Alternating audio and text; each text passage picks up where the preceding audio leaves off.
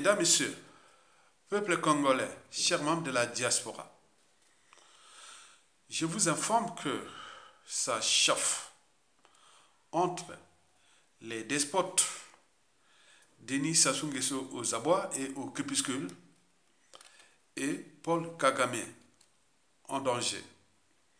Ou plutôt, le divorce entre les deux endocolons, négriers des services, assassins et génocidaires est presque consommé. Explication sans plus de détails à partir de 5 indicateurs politiques, géopolitiques et géostratégiques à l'échelle continentale et notamment à l'échelle d'Afrique centrale et ou équatoriale. Sur ces 5 indicateurs figure 1. Le premier indicateur sur 5. Le président William Ruto, qui est en phase de remplacer Paul Kagame.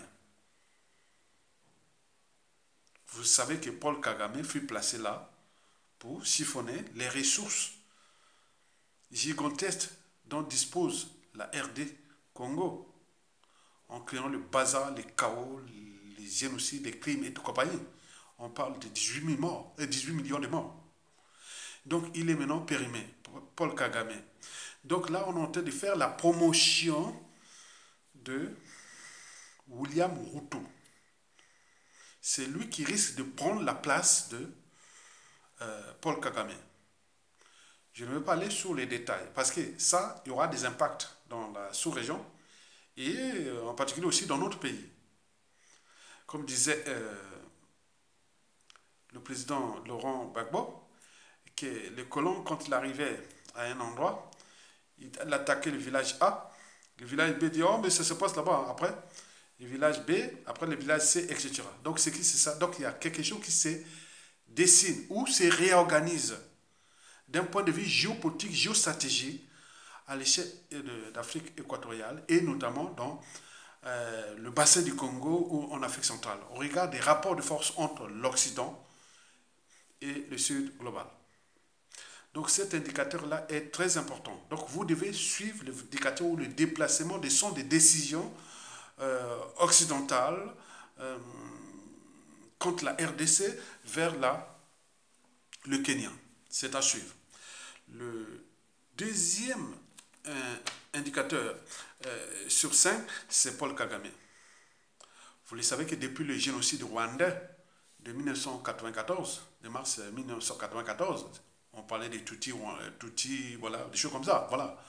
Donc depuis, c'est les Tutsis qui règnent, hein, et depuis, on leur avait donné la mission de déstabiliser la RDC pour ces gigantesques ressources naturelles qui ont été pillées. Vous voyez que quand vous voyez la RDC, tout le pays, hein, surtout le côté est, depuis le Tiri, en passant par le nord et le sud Kivu, Maniema, Tanganyika jusqu'au Katanga. C'est vraiment, c'est le scandale géologique. Pour ceux qui ont étudié la géologie comme moi, donc vous voyez que ça y a de quoi devenir fou. Donc c'est la caverne, la Libaba des minéraux. Et donc lui, il avait cette mission-là de déstabiliser, voilà, depuis. Et donc là, il a placé ces hommes en RDC, des mercenaires qui déstabilisent, qui, voilà. Et puis, il était venu Mitikart, hein, après il a placé ces hommes aussi au Centrafrique, mais au Congo, ils arrivent là, au Congo-Brazzaville, et sans oublier ceux qui sont à l'intérieur du pays, chez lui, pour éviter, parce qu'ils sont payés en danger, puisqu'il risque, voilà, la RDC est attaquée, mais on dit non, il ne faut pas aller, donc il joue ça. Donc, les forces, il n'y a plus d'effectifs nécessaires pour contenir sa politique de déstabilisation de la sous-région. Parce que plus il déstabilise, plus il y a des magots, on lui donne des missions et autres. Mais or là, il n'a plus assez d'hommes. Donc pour avoir assez d'hommes, il faut vous chercher, il faut aller vendre le service ailleurs. Donc il est allé chercher au Bénin, au Sénégal et tout partout. Échec. Donc il cherchait des mercenaires pour venir, voilà. Donc là, échec. Or, échec là, bon, il n'aura pas de magot pour déstabiliser. En même temps, bon, ben, si c'est donnant-donnant, hein, les Occidentaux, si tu n'as plus rien, bon, ben, tu ne sers à rien. En plus, il est grillé comme criminel, comme point. Donc, Paul Kagame est aux abois. Ça, c'est le deuxième indicateur sur 5. Donc, il faut en tenir compte de ça, c'est-à-dire on a une difficulté militaire, économique, géostratégique et autres, Paul Kagame. Parce que les gars là sont en train de lâcher pour aller vers celui du Kenya. Parce que ça devient trop dangereux de soutenir encore Paul Kagame et par rapport à des pressions de la population congolaise, par rapport à tout ce qui se dessine, la réorganisation géopolitique, géostratégique à l'échelle continentale. Si on continue à énerver comme ça, la RDC risque de se tourner totalement vers le sud global. Et c'est là, les anglo-américains, les occidentaux risquent de perdre gros. Donc il faut jouer un peu mollo-mollo. Donc ils sont là en train de permettre, de faire lâcher là. Donc ils risquent gros de partir. Vous savez que le système occidental, avec ses endocollants et ses négriers de services, c'est comme de la mafia. Vous trouverez tout dans la mafia, sauf la sortie. Et donc, ils savent bien que son sort est scellé. Paul Kagame. Le troisième indicateur sur 5, oui, c'est ça. C'est surtout Félix Tshisekedi. On connaît bien le pacte de 2018 jusqu'à 2023. Mais là, depuis, il joue un peu, voilà, d'un côté, il est aux côtés de ses parrains occidentaux, dans le Rwanda, après, de côté, il va vers le sud global, la Chine, la Russie, et donc il navigue par-ci, par-là, mais les populations ne voient pas de résultats. Et donc la pression est telle que, au niveau de Félix Tshisekedi, au niveau intérieur, parce qu'il y a des endocollants aussi, à l'intérieur qui cherchent à prendre la place de Félix Tshisekedi, mais il y a aussi les nationalistes, des patriotes et tout compagnie. Donc ça se chamboule là. Donc l'Occident s'inquiète que ça regarde des rapports de force entre l'Occident et le Sud global. Ça risque de basculer gravement comme c'est passé au Mali, au Burkina Faso et au Niger contre l'Occident. Donc ils cherchent à jouer stratégie. Mais Félix Tshisekedi subit des pressions. Donc à tout instant, il peut décider. Et cette fois-ci, bon, on attaque le Rwanda et où on appelle les Russes. Et où, donc c'est quelque chose sont sur une ligne de crête vraiment très très difficile pour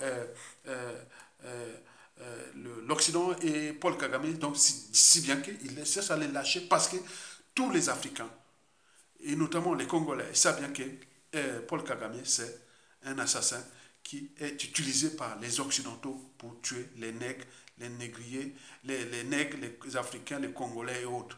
Mais pour combien de temps encore? Donc c'est très grave pour lui là. Hein? Donc Félix Tshisekedi est aussi en danger. Parce que sa politique n'est pas claire.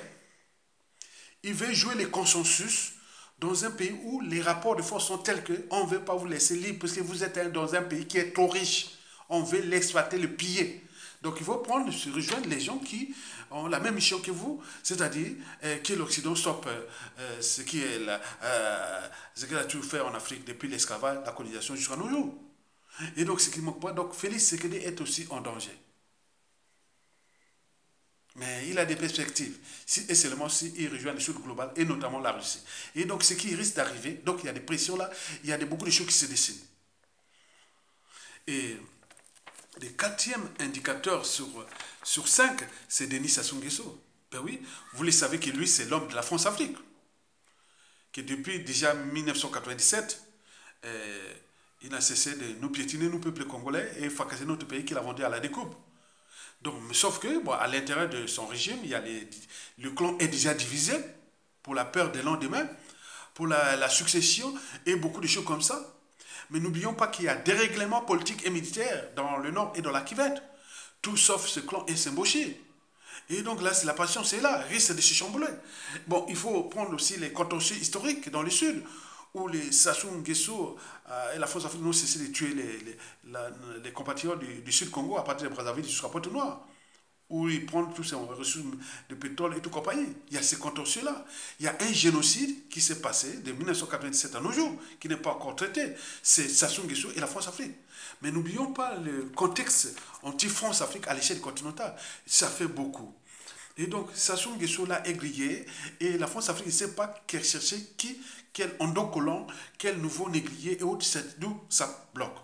Et ça bloque là, donc, et ça n'arrange pas la situation de la France, puisque ça bloque l'énergie potentielle continue à augmenter au regard des contextes anti-France-Afrique, le regard des contextes anti-Occident qui se décident par rapport à sa politique géostratégique et autres en Afrique, et qui, selon les mauvaises langues, que nous, l'Afrique, on ne pourra jamais se développer avec l'Occident. Et donc, il y a des choses qui se dessinent. Donc, Sassou Nguesso est en difficulté. Et plus grave, il a vendu des terres, nos terres aux Rwandais. Et donc là, c'est les détonateurs. Et donc là, il est grillé grave. Et Paul Kagame le sait déjà, qu'il est... il vient d'être roulé par Sassou Nguesso. Et que les plans de Sassou Nguesso et tout ce qu'il a fait avec son fils grand voleur, Denis Kissé Sassou Nguesso, sont maintenant démasqués, grillés. Et donc les services rwandais, ils savent bien que si ça se chamboule au Congo-Brazzaville, les Tutsis risquent d'avoir des problèmes au Congo-Brazzaville. Donc ils seront obligés d'être expulsés. Et ce n'est pas tout. Et si ça chamboule là au Congo-Brazzaville avec la coalition des deux Congos, ils risquent de foutre de bazar au Rwanda au regard de toute cette réorganisation géopolitique, géostratégique. Puisque le Rwanda, c'est une petite feuille là. Le reste, c'est les deux Congos, c'est énorme. Donc avec ça, c'est broyer le Rwanda vite fait. Donc Paul Kagame sait bien qu'il s'est retrouvé dans le pied de Sassou Nguesso. Et au regard des pressions qui les concernent, parce que lui-même est en danger. Et en plus de ce qui se passe avec les ventes de terres là, que tout le monde sait déjà, qu'à tout instant, si ça se chamboule au Congo, retenez bien, les premières décisions des diplomaties congolaises, c'est l'expulsion des Tutsis du Congo-Brazzaville. Et ceux qui resteront là, beaucoup vont devenir, c'est-à-dire, ils vont avoir des soucis graves au Congo-Brazzaville. Et donc, il y a beaucoup d'éducateurs qui pensent que les patriotes, les nationalistes de tout bord disent non, ça suffit. On ne va plus se laisser faire avec le Rwanda et Sassou Nguesso. Et donc, ça va. Denis Kissé Sassou Nguesso déjà grillé, il ne va pas aller loin dans son projet, parce que ça c'est d'un projet pour sa succession. Il avait pris le bien commun pour son propre compte, pour la succession, et donc tout est grillé. Et le Rwanda s'inquiète, puisque c'est entre les nations. Les peuples, on ne sait pas qui est qui, dans le peuple inquiet tordu, viendra régler ses comptes contre le Rwanda. Et contre surtout ceux qui sont à l'intérieur du pays. C'est pour cela que j'alerte les Tutsis qui sont au Congo. Barrez-vous. Dès que ça tombe là, barrez-vous, répartez au Rwanda. Mais tous ceux qui sont mélangés avec le Congo, vous aurez des soucis d'intégration, beaucoup de choses. Parce que le Congo-Brazzaville considère les Rwandais comme des ennemis qui sont là par rapport à ce qui s'est passé, les contentieux là. Et donc, il y a beaucoup de cas, beaucoup de choses qui vont se régler. Donc, les divorces est consommé pour les problèmes des terres là. Donc, ça devient grave. Et la pression que les services rwandais savent, qu'il y a les tensions nationalistes, il y a les patriotiques, ça chauffe, et donc risque d'avoir des soucis. Et si le Rwanda a des problèmes avec le Congo-Brazzaville, par translation, la RDC, puisque les deux nations sont des nations sœurs et victimes de ce que l'Occident avait trouvé au Rwanda, un endocollant pour déstabiliser la sous-région qui voulait la ramification de tout type au Congo RDC, au Congo Brazzaville, au Gabon, au Centrafrique et autres, qui risquent de se retourner contre les Tutsis dans l'espace et le temps, et que le Rwanda reviendra aux mains des Bantous, c'est-à-dire des Hutus. Et donc ce qui se passe, ce qui se décide, ce sont des plans. Donc il a peur. Et donc Sassou Nguesso et Paul Kagame sont maintenant aux aguets, et l'autre dit bon ben c'est pas tes affaires, hein, c'est pas mes affaires, bon maintenant le plan de ton fils là je veux plus, tout est grillé, et maintenant qu'est-ce qu'on fait, mais mon magot, qu'est-ce que tu fais, tu les donnes ou pas? Et donc il y a beaucoup de tensions qui se passent là, qui va se passer. Donc d'où l'intérêt pour nous Congolais de continuer à liker, de mettre la pression sur les dossiers des terres vendues au Rwandais, et que c'est Denis Kissé Sassou Nguesso lui-même qui porte la lourde responsabilité historique avec les co-signateurs de ce dossier qu'on connaît, qu'on a vu là. Donc nous devons continuer à mettre les pressions, parce que nous sommes le peuple, nous sommes l'éternité, nous sommes les souverains.